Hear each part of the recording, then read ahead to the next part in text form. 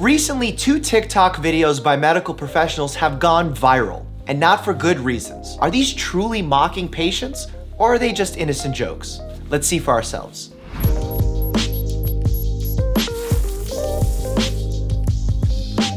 Being on social media as a public figure is hard enough on its own, but being a medical professional on social media is even harder. Look, I'm a board-certified family medicine physician. I've been doing social media for 5+ years, over 9 million subscribers, over 400 million views on this YouTube channel, and I'm still figuring it out. So I'm not surprised that medical professionals who are just getting into social media are already making some mistakes and taking some heat for it. What I thought we'd do today is watch the 2 videos that have garnered a lot of negative buzz, discuss my thoughts on those videos and what should happen moving forward, and then leave you off with some tips that I believe would help anyone, but especially medical professionals, navigate this tricky social media landscape. Let's check the first one out that made national headlines.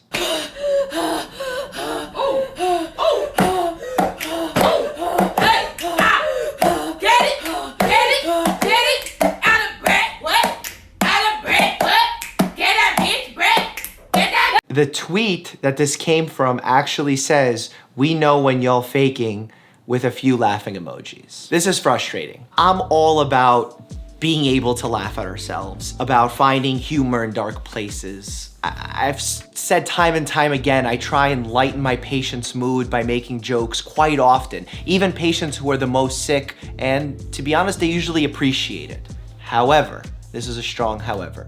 When I walk into a patient's room, I don't just blindly make a joke. I first develop a rapport with the patient, understand where they're coming from, pick up their verbal and nonverbal cues. Then I say the joke, and then I pick up those cues again to see how the joke landed.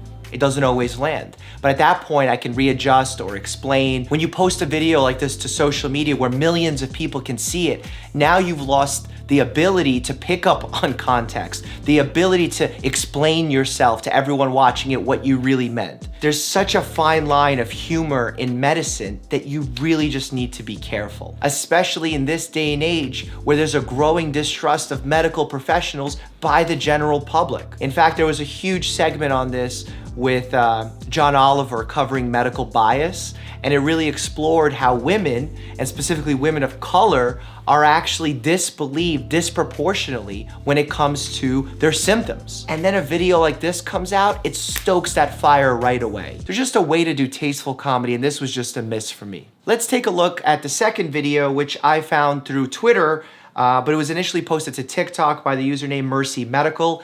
I usually like to blur the account names and people's faces, but this video has been viewed millions of times, and I think the facial expressions actually contribute to the feel of the video, so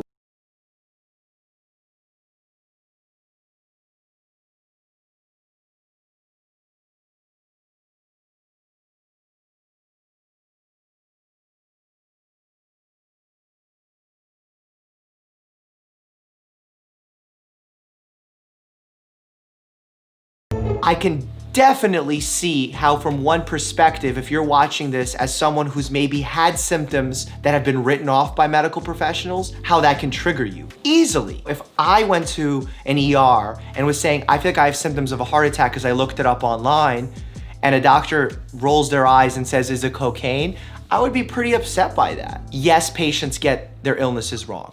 They're not doctors. Yes, they're gonna recite to you something they read online that's gonna be inaccurate, but they're not doctors. Now, if this person was a comedian doing this, I don't think anyone would actually be mad.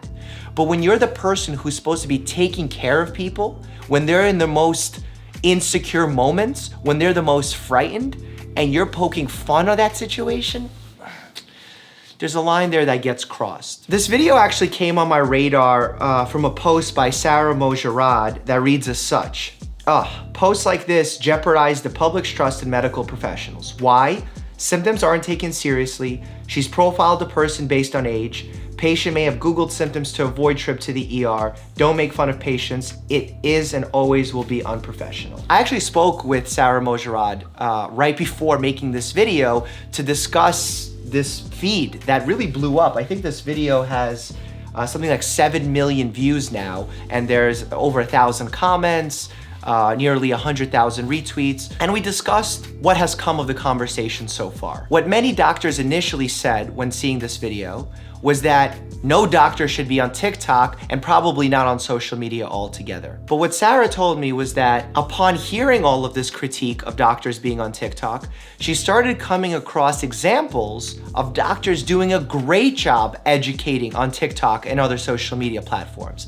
In fact, a lot of the people she told me are names I've either met in person, come across on YouTube or other platforms that truly do evidence-based, educational, and even fun content. I'm actually gonna drop all their handles in the description box so you too can check them out. I'm not the only doctor on social media making videos. And in general, I want more doctors on social media. Not all of them, we don't all need to be there, but certainly there's a lack of quality evidence-based physicians on there because misinformation is thriving.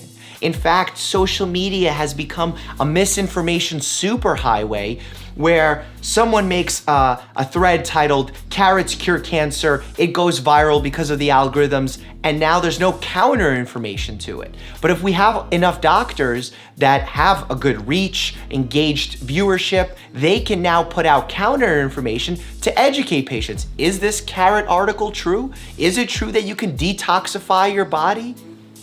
We can make a difference. There's over 3 billion people logged in online across the world. We have to, as doctors, go to where our patients are. And right now, they're on their phones, iPads, laptops, computers, and they're on social media.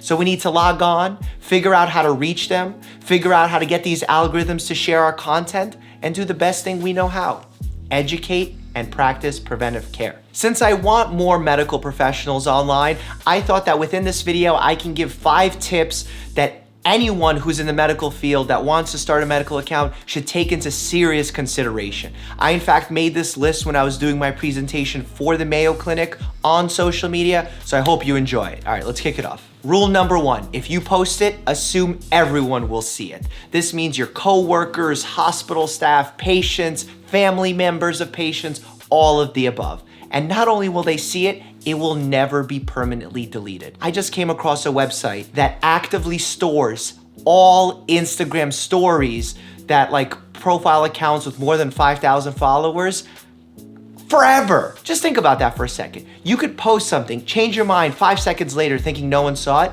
but it forever lives in that database. There was a recent case of a first-year doctor who also got in trouble on Twitter by making a post on, I believe, Instagram, where he sort of put a picture of him looking quite sultry with the caption saying, "Ready for your well woman exam." And for those of you who don't know, a well woman exam is a breast and gynecological exam. Again, I want to be charitable thinking and thinking that this is not done with ill intent, but it's just it's poor taste. 2, we need to stop the fear-mongering of professionals being on social media.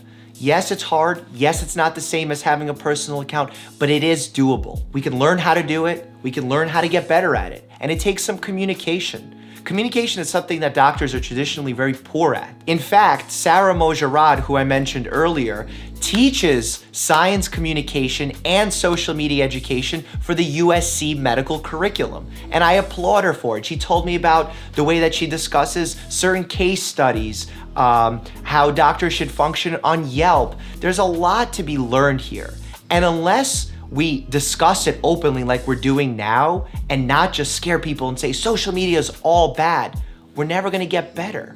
Social media is not going anywhere. People love it. They spend hours a day on it. So we need to figure out how to get better at it instead of just saying, not for us. I get countless emails weekly of patients saying, because of my videos, they've been vaccinated, their children have been vaccinated, they've changed their stance on cancer screenings, they stopped following crash diets, and that's what this whole journey is about. We need to not down talk social media. We need to figure out what the good parts are, the bad parts are, and then make the best educated decision. 3, never give individualized advice through social media, perform any kind of patient care, or break patient privacy, I mean HIPAA. I've seen doctors actually cross this line about giving patients direct advice, and I don't think that's ever ideal. Without doing a proper history, physical, and even running some tests, you're gonna be doing a disservice by giving individual advice through the web. 4, If you're doing any kind of sponsorship, declare it right away and make sure you're not selling out to pseudoscience. One of my biggest motivating factors in going on social media and making these YouTube videos was to debunk pseudoscience, to tell patients that detox teas are a scam, video link below, to talk about why taking the majority of supplements isn't necessary, video link down below, to talk about why vaccinations are necessary and don't cause autism, video link down below. And when it comes to sponsorships, I do them. There's nothing wrong about being successful financially on social media as a doctor. Just if you're gonna do them, make sure that you let people know right away that it's a sponsored piece of content, explain why you're doing it, and please, before you get into any kind of arrangement, check with your conscience and your moral compass first to make sure that you're not deceiving any of your patients or loyal viewers. And finally, number 5, be humble and ready to accept critique. None of us are perfect, and just because we had a medical education does not make us better than anybody. We make mistakes.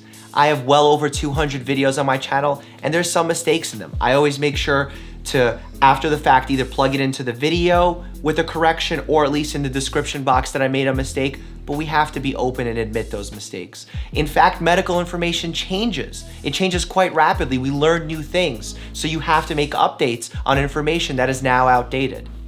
Please do not confuse your Google search with my medical degree. While this is funny, it's not exactly accurate because your medical degree was earned years ago. Google has a lot of up-to-date information on it, so you can be wrong. When you approach medical education with that level of humility, not only do your patients and viewers get better information, but also you get better because you open up yourself to critique and debate, so it forces you to learn more, be more up to date, and essentially be a better medical professional. I put together a playlist for you of my medical journey. You could check it out right here, or if you want some really interesting medical videos, there's a playlist right here. I'll watch either one of these with you being happy and healthy.